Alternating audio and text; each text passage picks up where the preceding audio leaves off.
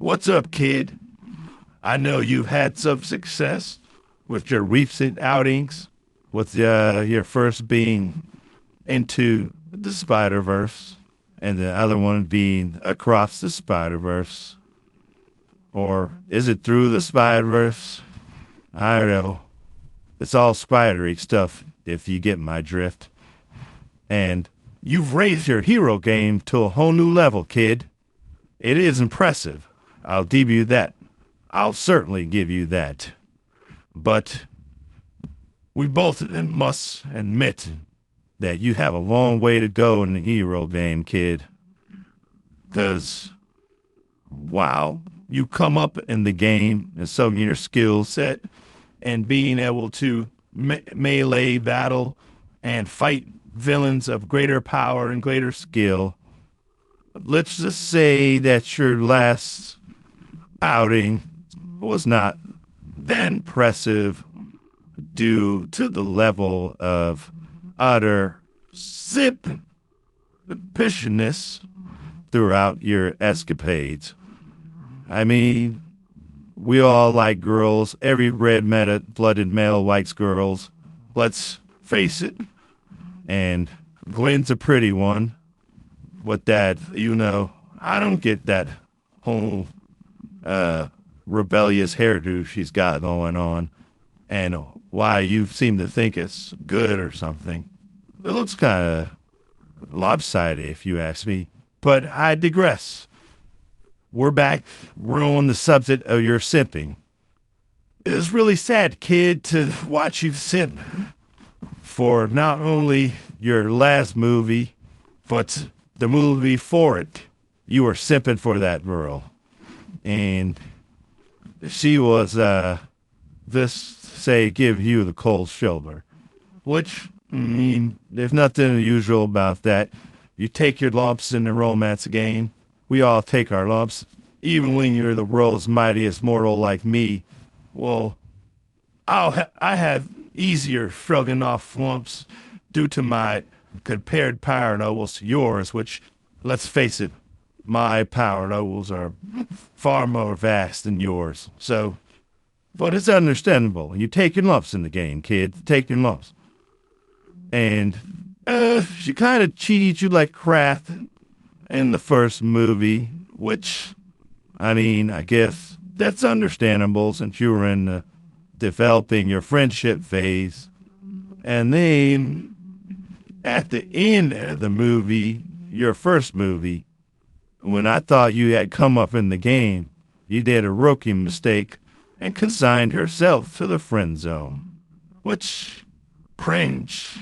Real cringe. SMH. Right there. And I don't need to say more about that. But then we come to the second movie, kid. And, Miles, let's just say that you showed Sparks some real intuition that things weren't on the up and up when she just popped back into your life after, what was it? Over a year of absence. And then she just waffed all over you, violated your collectibles, went through your stuff in your room. You did nothing to check her.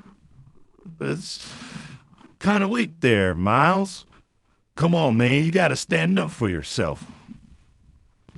And then you still have some good instincts going because you asked her at least 3 times what she was doing there, since it was obviously she had chances to visit you before and chose not to, and she ignored your questions. So, red flag, kid, big red flag, and you should have caught on right there. And you just, throughout the movie, you were just blind, kid, that she wasn't on the up and up with you, and then you even saw that she was keeping her missions hidden from you, and then she was going to walk away out of your life, never see you again. You didn't think something was off about that? You gotta step up your game, Miles, because simping ain't clean. And it's more than possible for you to do, kid. You can certainly do it by the time the next movie comes around. If you get out of that little predicament we saw you in the last time, you were a little tied up by your alternate self, and he kind of punked you real easy, and you weren't exactly acting super heroic with all the frightened stares, but I digress. Back to the simping. So you simped for Gwen all the way up until you found out that she was decided to participate in blackballing you so she could be a member of society, and that she was holding about secrets from you at the demand of her boss Miguel, the leader of the Spider Society, which he is kind of a douche, but most people in leadership positions are kind of a douche. So we'll give him a little leeway. But it certainly wasn't cool when they chased you down and tried to beat you down all the way up to the shuttle rocket. That certainly was not very professional of the Spider Society, if I must say so myself. And I will unleash the power of the world's mightiest mortal if I have seen them swarming a kid like that. But, so, when you finally open your eyes, after Dwayne sided with the Spider Society over you, it was going to let your father die. That's real messed up. I mean, that's very messed up. I guess I don't even need to say that. But, and then after she let Miguel pound on you, and then stop him, and then after she made excuses of why she lied to you, you finally open your eyes, kid. Good job, I guess. A little late. The damage was already done. This just goes to show you, kid.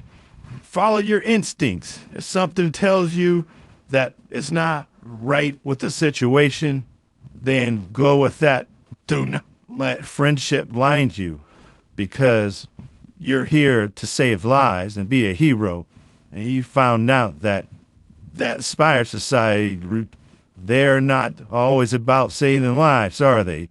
And Wynn was all hooked up with them. So it's good that she'll open your eyes. Just remember that lesson. And remember what the great Snoop Dogg said about situations like this. So have fun, kid. Stop simping. And I hope you survive the next movie. With that spot guy, he's kind of crazy. And then your other you who wants, I don't know, to do something bad to you too, you're going to have your work cut out for you. And with friends like Gwen and the peak role Spider-Man, I mean, who needs enemies with friends like that? So, they got kid.